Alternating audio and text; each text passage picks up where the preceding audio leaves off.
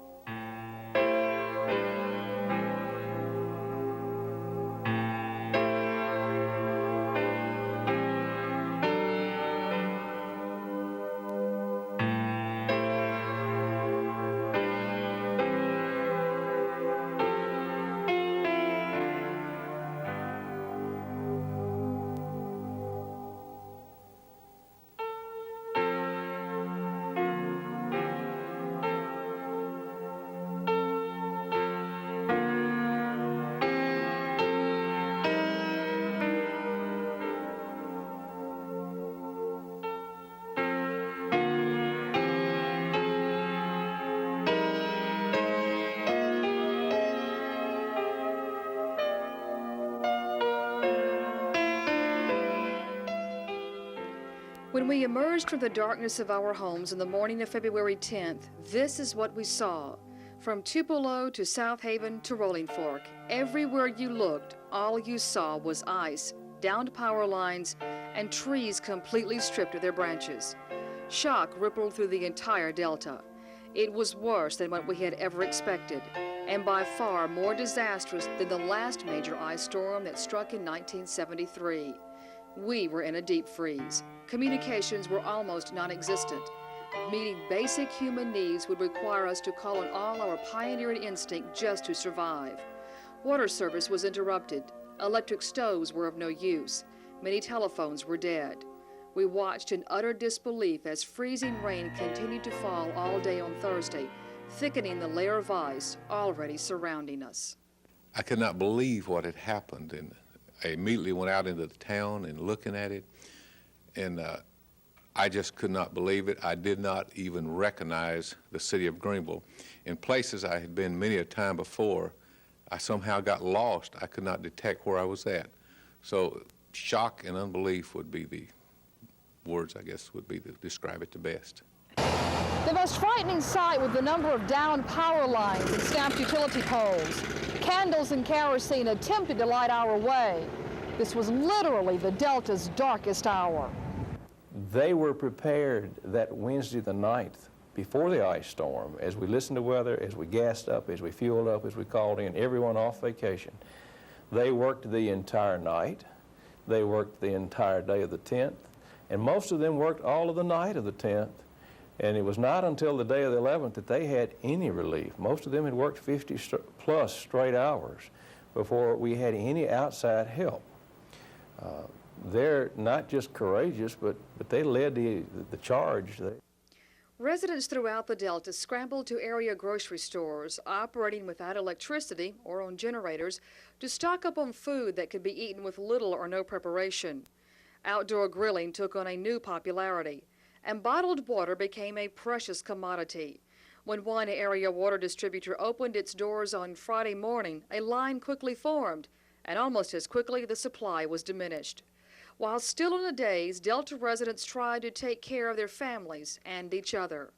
Governor Kirk Fordyce tried for 2 days to get to the Delta to see firsthand the damage and devastation. He arrived on the Sunday after the storm hit. As far as we can tell, there's no question this is the worst ice storm to ever hit Mississippi, and we've had several over the last few years, but nothing as extensive as this. Real assistance and the real power that comes out in any emergency situation in Mississippi is Mississippians helping each other. While the governor spoke of the spirit of the people of Mississippi, it was evident the residents of the Delta would pull through this. They would not let Mother Nature defeat her. The true spirit of the Delta would prove once again to be too strong.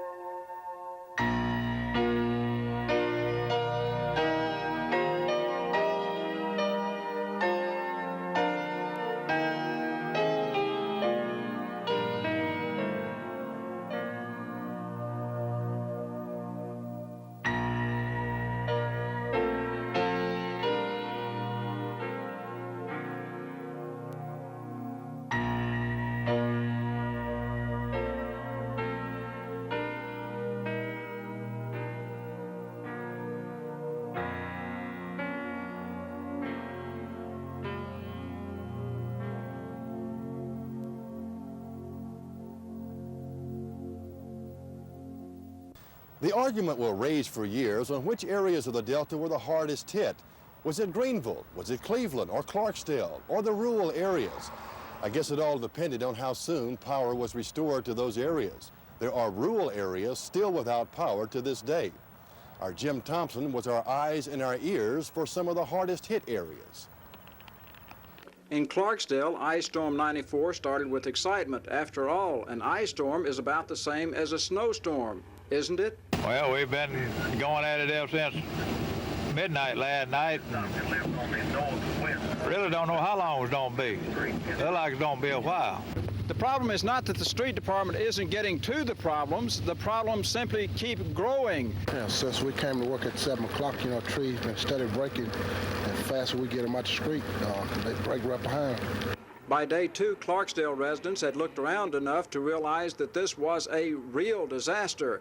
It seemed almost every tree had severe damage, and there seemed to be hardly a telephone pole or light pole left standing. In day 2, there was no water, no lights, and in most cases, no telephone. I spent the night locked up in my den with just a fireplace going and a lot of covers and sleeping bags and everything going, and was up most of the night out in the yard getting wood to put on there, but all in all, we made it pretty well. Much worse than the one that happened here in '79 here in this city, where the city is completely paralyzed. Our utilities are a shamble, our water mains are broken, and we think that it's probably going to take maybe about 10 days to 2 weeks to get our city going again. Light and Water Manager Marvin Caraway gave attention to the most urgent needs first, the hospital and the nursing homes. The rest would have to wait. Long-range picture, we're probably primary-wise, not service-wise for houses, but primary-wise where we can start working services, we're probably looking 3 weeks bare minimum.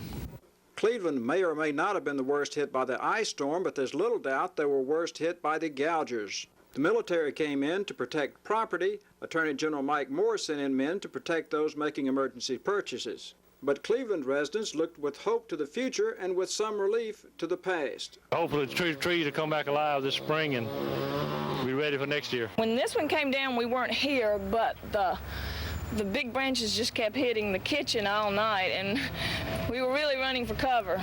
But across the Delta, everyone was making the best of it. In Drew, we are without power of any type. Our complete city is in shambles. We don't have any place in the city that would be a good place to be right now. Most people are taking it in good stride.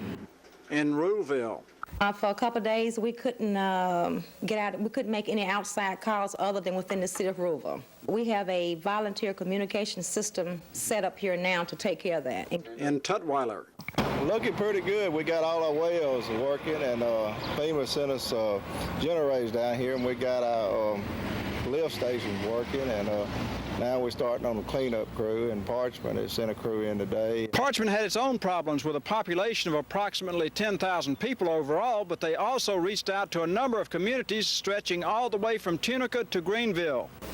We have some 447 inmate work crews that are out today working in the community. And just as things started looking better, rain was more than an inconvenience. It's rough, and it's long hours is taking a toll now, that's all. Things do happen a little more often that you wouldn't want to happen, but all in all, I'd say it's still good. Everybody's got high spirits, they're working hard.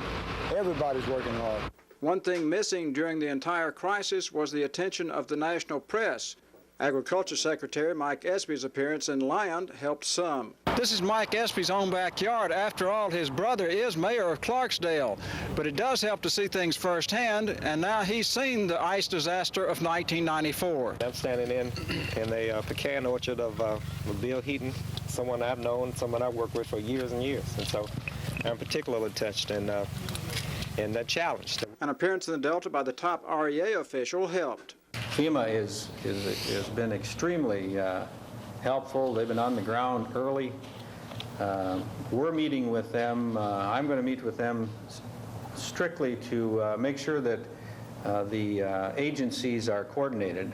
The customer, consumer, member owners of these cooperatives have shown extraordinary patience and good humor in these difficult times. It's not easy to be without electric lights, and certainly not for several weeks at a time. But as we celebrate the end to Ice Storm 94, one thing to remember is that there are still people like these in South Coahoma County that still don't have power. Before we got the generator, it was like diving in the river in Michigan, naked. Most of the hardest hit area north of Highway 82 is back in service, but there will be those out of power for several weeks yet. When we come back, meteorologist Doug Higgins will trace the origins of this freak of Mother Nature we call Ice Storm 94. As you might expect, Wednesday, February 9th turned out to be a history-making day for the Delta. But right now, I'll try to explain to you some of the weather conditions that helped to produce Ice Storm 94. Showers and thunderstorms had already hit the Delta by mid-Wednesday afternoon, while over in Arkansas, they already began reporting sleet and freezing rain.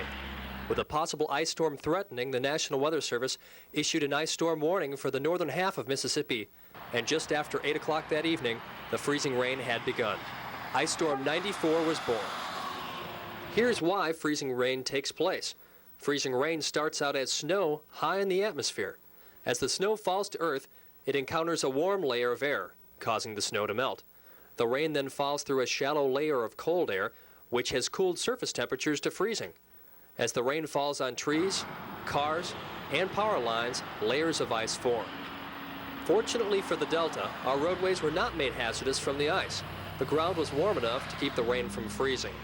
Had the surface temperature dropped only a few degrees, though, our streets would have been treacherous sheets of ice. Curiously, the ice storm seemed to stop just short of Greenwood. The simple explanation is that freezing rain occurs only where temperatures are at or below freezing. The line of freezing temperatures stopped just west of Greenwood. Thus, Greenwood got rain, while just to the west, areas turned to ice. Ice storms rarely last for more than a few hours. However, Ice Storm 94 raged an unusual 33 hours. As the front continued across the area, temperatures fell, and of course, over the top of that, we had other weather systems in the upper levels moving across, producing rainfall, precipitation in the form of sleet, freezing rain, and snow. 3 separate upper-level storm systems cause ice to accumulate from 1 to 6 inches on cars, trees, and power lines. Most of the Delta's trees and power lines fell under the weight of the ice. It has been estimated that an evergreen tree, 50 feet high with an average width of 20 feet, may be coated with up to 5 tons of ice during a severe ice storm. So it's no wonder that few trees and power lines were left standing after the storm. A wicked combination of freezing temperatures, abundant moisture, high winds, and a stationary storm system were the perfect ingredients to form the Delta's worst ice storm in recent history. Within hours of the storm's first assault, emergency crews were mobilized with one mission in mind, and that was the safety and security of Delta residents. Even as the ice began building on branches Wednesday night, city, county emergency and power crews knew they were in for a long siege. They began organizing their forces then to battle Mother Nature, but no one could foresee the wreckage that lay ahead. Driving to work in Greenville at 5:30 in the morning on Thursday, February 10th was an absolute nightmare. It took more than 30 minutes to go just from the Greenville Mall to the Channel 6 studios. Destruction lay everywhere, but it was invisible in a shrouded city. Driving was a step in faith because you couldn't see the branches and downed power lines until they were dead level even with your front bumper. Detours littered the entire city. On Highway 1, where a traffic light hung just feet from this main thoroughfare. On Reed Road, huge limbs covered the street. At Arnold Avenue and Robert Shaw, a power line dangled, stretching even with the windshield wipers, unseen at first glance. And on Fairview, a shivering police officer stood a silent vigil, turning motorists away from one of the hundreds of downed live power lines. Main Street was blocked off here at E.E. Bass.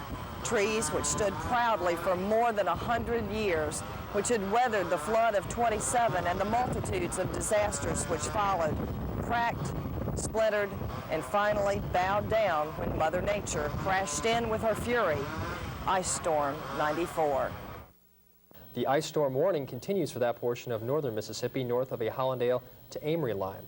Tree limbs are continuing to fall. A lot of the streets are still blocked. We have every crew member we have out. We have working. We have every chainsaw we can get a hold of out getting these limbs taken care of. The county road crews are out. Also, the sheriff's rescue unit has been out all night. In fact, they came out last night and stayed out practically all night and till late last night, and then we're back early this morning, and they are checking roads and seeing if there's anything they can do. When Greenvillians awoke to darkened homes without their alarm clocks, they went through all the usual motions, calling the power companies, listening by battery-operated radios for the school closings. But when dawn broke through the clouds and freezing rain, a new destruction began. Power poles began snapping, crashing like dominoes all the way from Hollandale to Memphis. This process of a total reconstruction of the power system in Greenville at best is going to be a 3-week plus event. With no heat and none predicted the next step, a sanctuary from the bitter storm. At this point, Melanie, we have Amy Covington ready for anyone that's cold or wants to come there that is powered up and heated up, so we're ready there. That first shelter opened Thursday morning. By Friday, there were more. It was only a matter of hours before the Salvation Army and the Red Cross came to the aid of those affected by the ice storm. And there were others in other counties. Today we have put out in excess of 1,500 meals and people didn't even know we were here. But the time clocks hit slow motion for police officers. From the top brass all the way to the recent recruits, these officers stood guard at busy intersections where useless traffic lights dangled, guiding motorists safely through.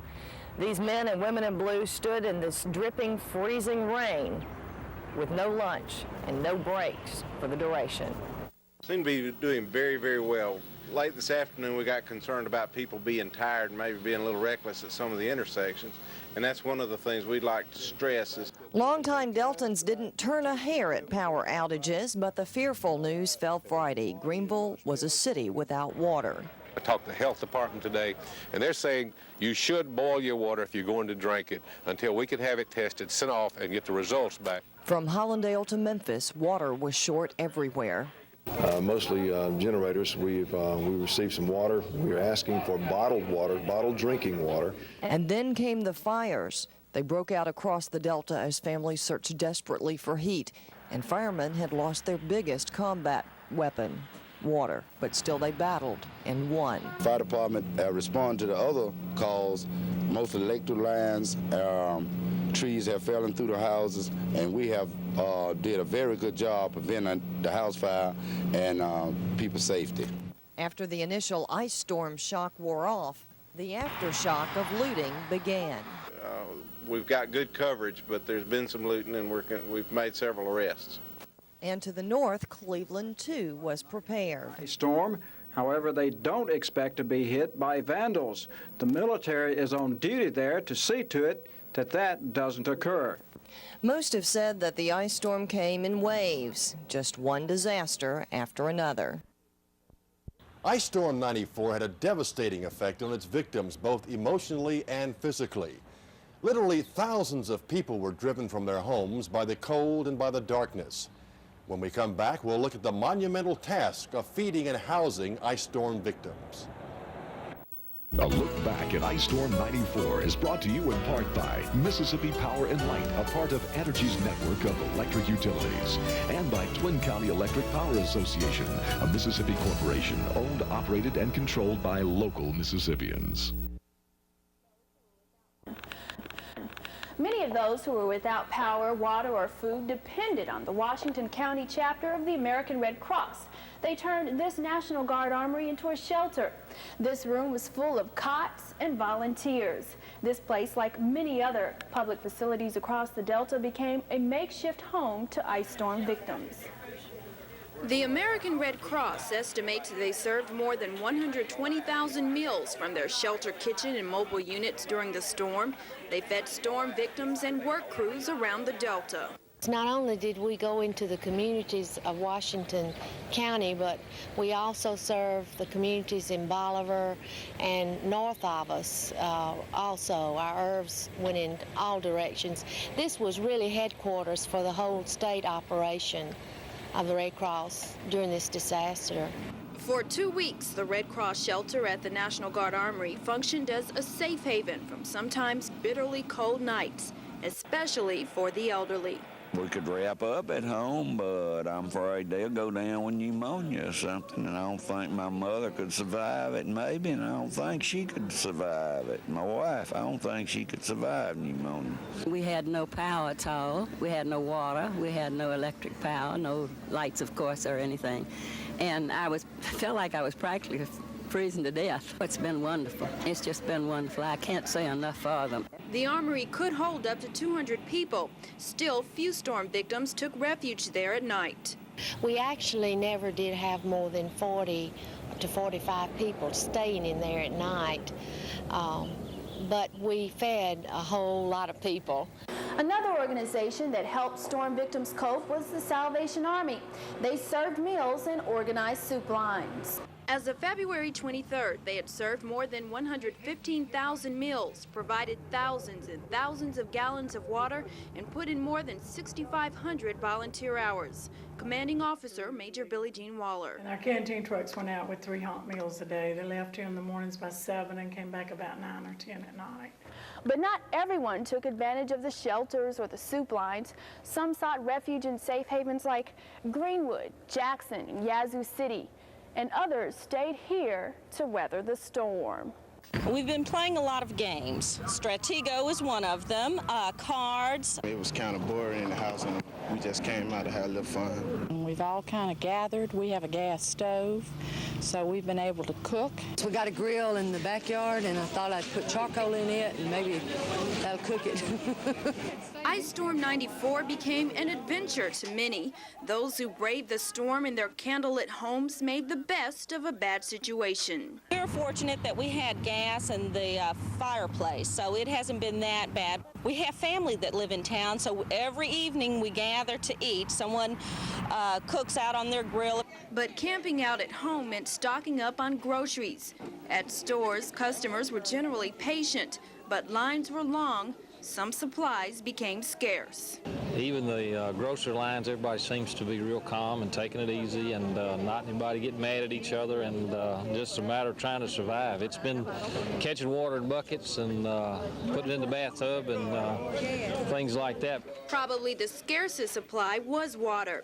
Places that provided it attracted hundreds of people. Well, we're trying to take care of the city of Greenville with water. You know, as you know, the water system is down in Greenville because of electricity, and just another part of Riverside Distributors trying to make a contribution. And contribution was exactly how many coped through the disaster. Helping each other was the means of empowering otherwise de-energized cities. We're just house by house looking after our neighbors. I'm going to help a neighbor clear his yard right now of wires and things like that. We're staying away from all electricity, but we're getting the streets open. Finally, a week after the storm hit, the Mississippi Delta was declared a federal disaster area. It wasn't much, but at least it was a start. Work crews like this one were in the Mississippi Delta long before politicians actually decided we were worthy of a disaster declaration. Fortunately, local and state officials recognized immediately that in this particular situation, time was more important than money. The Delta's federal disaster declaration was a long time coming. Some 7 days after the ice storm hit, President Clinton signed the official documents, clearing the way for federal relief. Many people believed the declaration took too long, and unfortunately, there have not been any concrete answers as to why. You know, sometimes the wheels of government move slow, even in a time of disaster. It usually takes 5 days to a week to get a presidential disaster declaration. It takes a couple of days for people to just sort of get cut out of their own driveways and out of the neighborhood, and people begin to realize the extent of the damage. For those of us living through the storm, we immediately realized the extent of the damage, and to us it was clear we were indeed a disaster area. But even in Jackson, just some 100 miles away, people were unaware of the severity of our situation, and some say the lack of national media attention cost us days in the federal declaration process.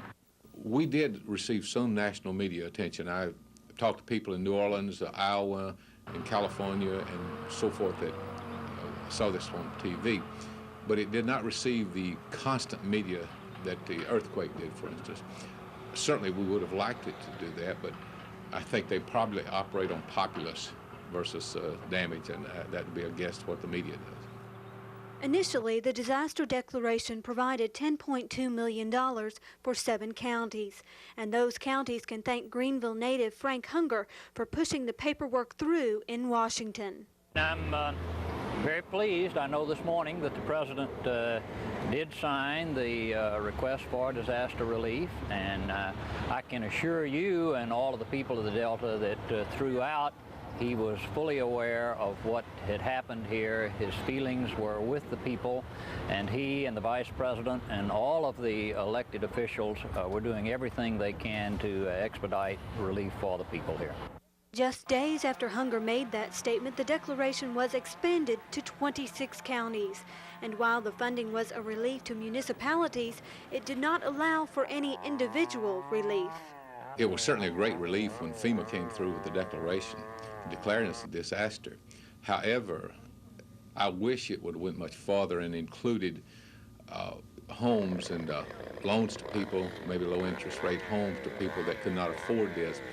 And we are not giving up yet. We're going back and trying to bring it up and get FEMA to bring that to the homeowner and to the radio stations and to other people like that that needs the help right now. It provides relief to the city of Greenville. City of Greenville, I'm talking about, to the governmental entities and to the county entities. That's a great help, and I certainly appreciate that, and I don't want to take anything away from it.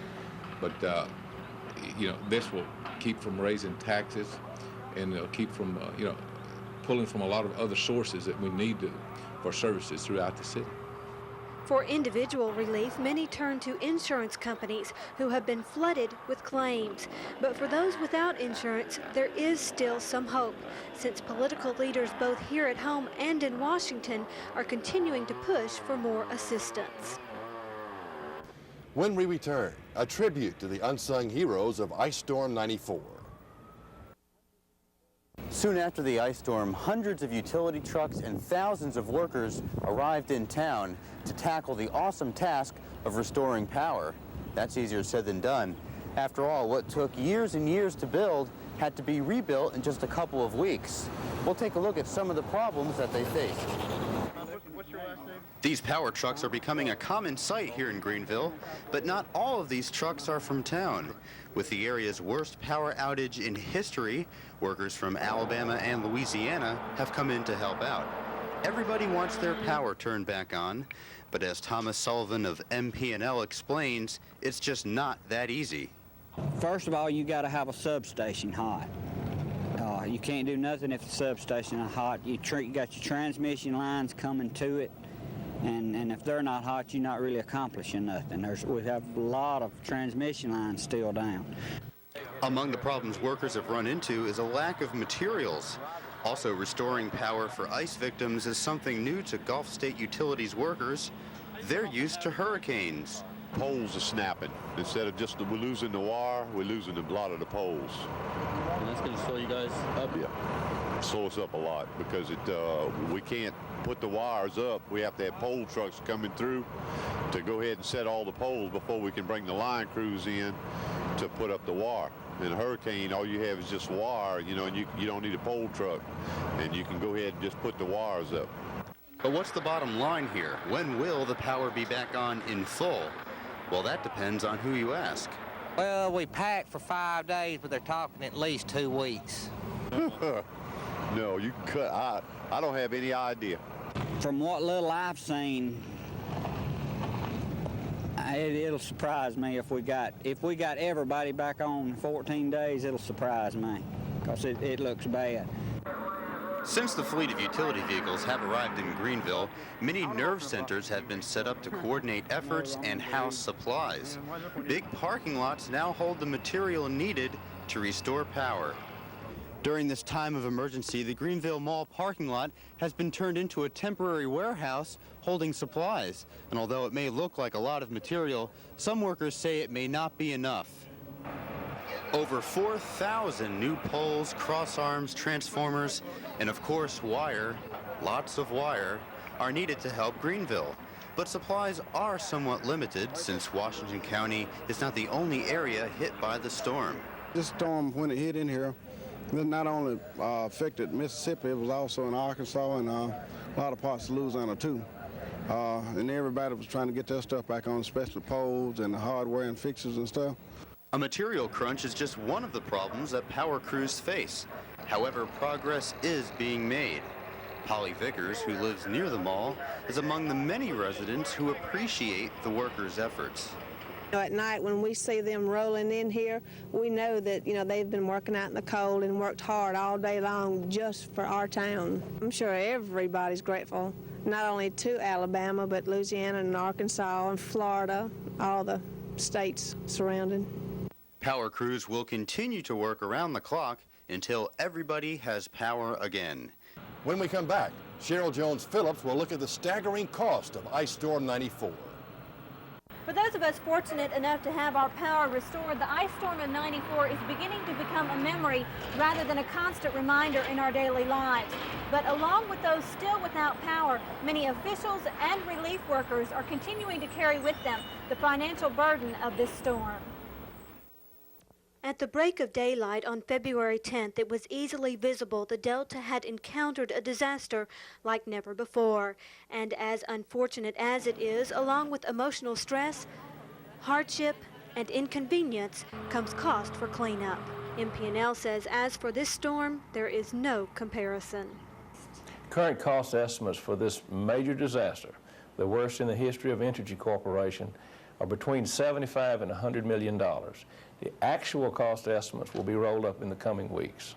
Unquestionably, the ice storm of 1994 is the worst disaster that the parent corporation or Mississippi Power and Light has ever experienced. While Twin County and Delta Electric will not face as high of a price tag, they certainly sustained substantial losses as well.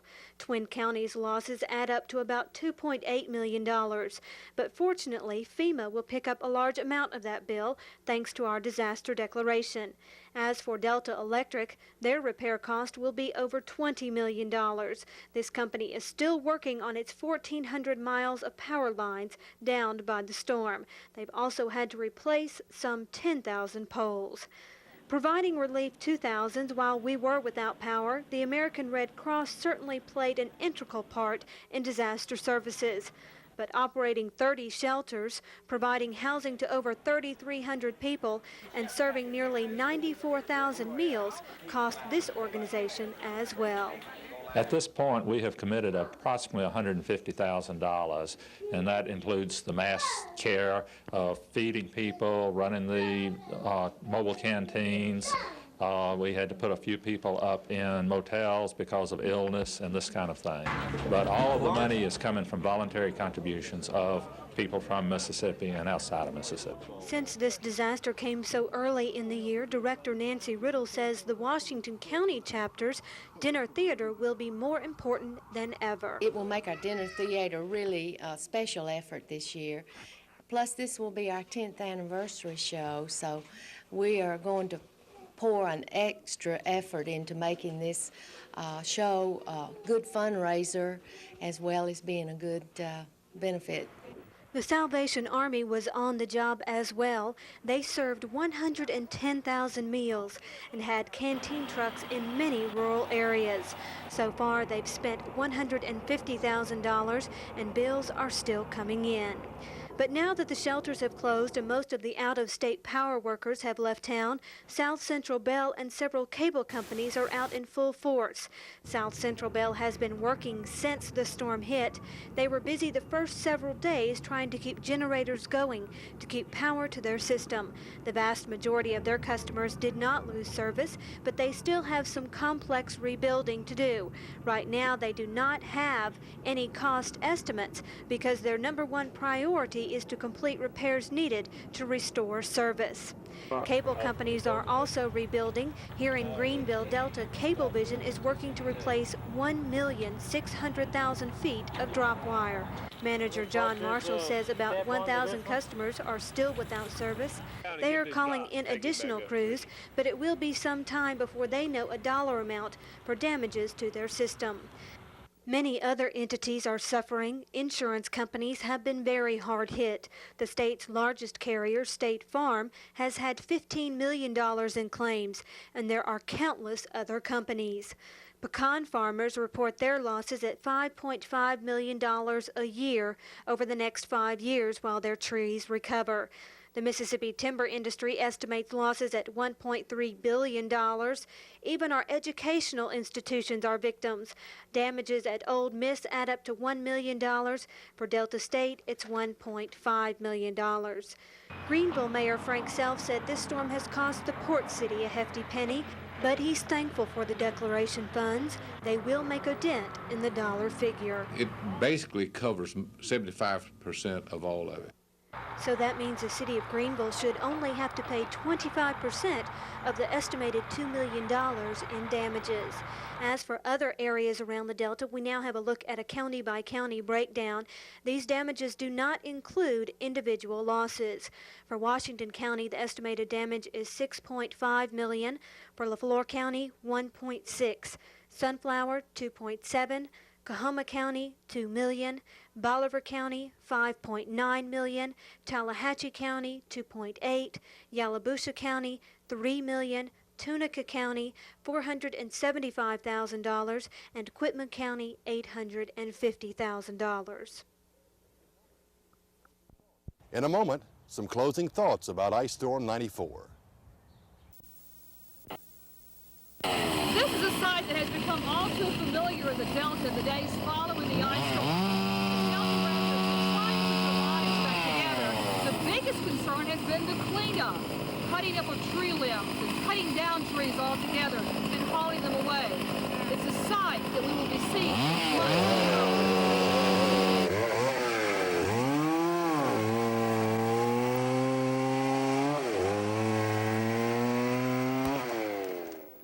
This was the most common sound heard in the days following the ice storm. Chainsaw sales skyrocketed in the Delta during mid-February, and many of these chainsaws were manned by volunteers.